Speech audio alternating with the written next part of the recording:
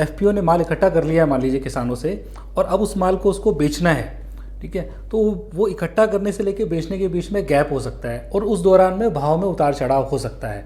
तो यदि भाव बढ़ गए तो ज़्यादा दिक्कत नहीं है, लेकिन यदि भाव गिर गए तो एक प्रकार से वो किसानों का या किसान संगठन का नुकसान है। तो उससे बचने के लिए उस माल को वो एक्सचेंज के प्लेटफॉर्म पे बेच सकता है। तो जैसे हम अगर बात करें, मान लीजिए ग्वार सीड की ही बात करें, तो ग्वार सीड एक ऐसी जीन्स है जिसको अगर एफपीओ इकट्ठा कर लेता है, तो जैसे 10 टन का हमारा 5 टन का हमारा सौदा है, तो 5 टन माल इकट्ठा हुआ, उसके एवज में वो वायदे में उसको बेच सकता है। तो अब यदि भाव गिरते भी हैं तो उसने जिस भाव में वायदे में अपने माल को बेचा है उसका कम से कम वो मुनाफा या वो भाव उसका तय है। तो इसे हम हेजिंग करते हैं, यानी कि मैं अपना जो रिस्क है या जो मेरा जो भाव के गिरने का रिस्क है उसको प्रोटेक्ट कर रहा हूँ। उसी प्रकार से हम इसी काम के लिए ऑप्शंस का भी इस्तेमाल कर सकते हैं, जो एक नई टूल है जो आई है बाजार में।